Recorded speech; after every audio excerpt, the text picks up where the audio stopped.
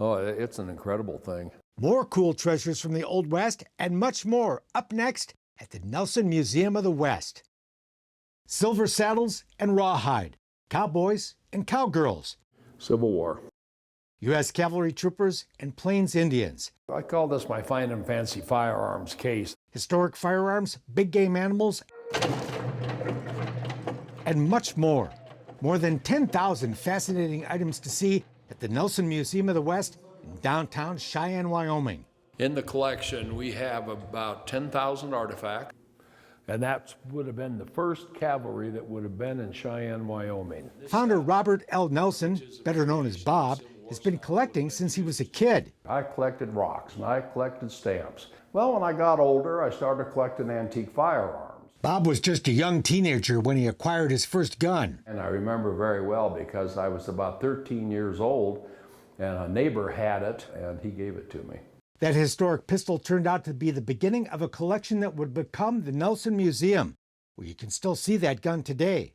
My first passion when I was 15 years old was collecting antique firearms. They were quite available. You could find them from old ranchers or in town. You could pick up some nice firearms.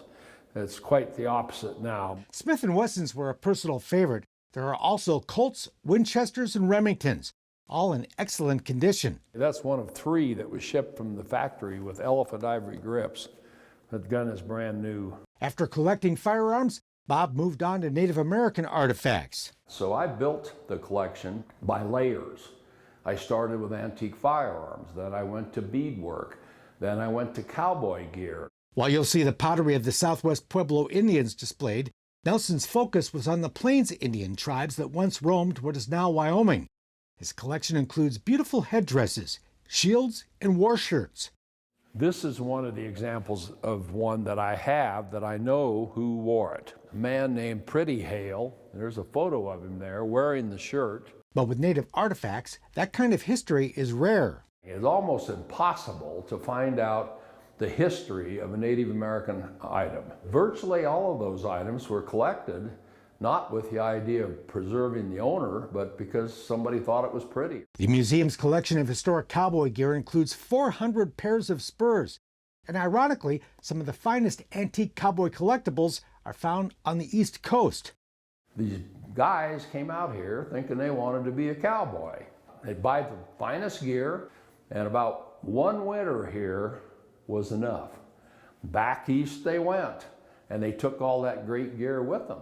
Cowgirls are well represented too. Now this particular cowgirl here, she was from the city. She's a city girl, and this is a very expensive, high-grade outfit that she's wearing. As is the King of the Cowboys and the Queen of the West, Bob's childhood heroes, Roy Rogers and Dale Evans. Any kid my age when I was young, we were raised on Roy Rogers and Gene Autry and Rex Allen. The U.S. Cavalry, of course, played a huge role in the history of the American West, and the Nelson has a very thorough collection of its ever-evolving saddles, uniforms, and equipment.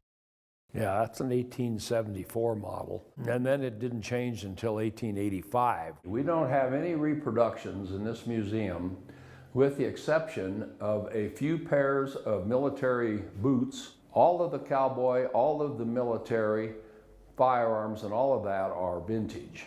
But it's important to remember, most every display you see, the uniform, the hat, the pistol, were each acquired as individual items, then assembled to make a complete outfit. It's not like you can go out and you can buy a saddle that looks like this and a uniform that looks like that. You have to buy every single piece and put it together like a big puzzle. It's all part of a bigger picture and a bigger story of the historic American West. I designed the collection basically to show every item that somebody might have a question about that had to do with the Old West in this area and in Wyoming and broader West. This is to bear the charge. Yep. There's more upstairs. Nelson's collection of hunting trophies. I started hunting when I was about 10. From every continent except Antarctica. I think hunting is inbred into Wyoming boys.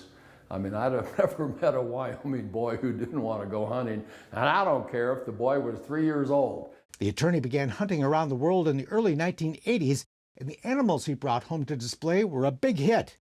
Particularly the school kids that we have coming through here, were mostly enthralled with the wild animals that they saw here. So we expanded that collection. Bob's well aware that some people don't like hunting, but he believes those opponents are not aware of the many positive impacts of hunting, especially in African countries that carefully manage their wildlife. It's huge, huge income, millions and billions maybe of dollars a year internationally. The Safari Club of America has, I believe, 35,000 members worldwide. And every one of those people is dedicated to the conservation of wild animal populations. Hunting all over the world can be quite the adventure. I shot it at 20 feet. And his cousin of the grizzly bear, shot in Alaska, brings back some vivid memories of the day he charged. So you almost ended up in that guy's mouth, huh? Man, that's what he looked like when he was running at me. Bob's now retired from hunting. Mainly because I don't have any more wall space. And while he calls the museum mature, he's still filling in the gaps and adding to the collection. As fabulous as the museum is, only about 25% of the collection is on display at any given time. The rest of it is stored downstairs in one of the biggest vaults you've ever seen. But if you ask, it just might take you for a look. We have enough actually to substitute for every piece that you're looking at here, at least once. That vault contains a new display of the uniforms of some of America's wartime enemies. This is an original World War II battle flag or something, huh? Yes, it's actually a naval battle flag. From Vietnam, Korea, and World War II. We invite your comments about the tour. Bob's not always available for a personal tour, of course, but James Earl Jones is. He loves it. The actor is the voice of the audio tour that'll guide you through the museum. He's been here twice. Touring the Nelson Museum of the West is a great way to spend the day, and thousands come through every year.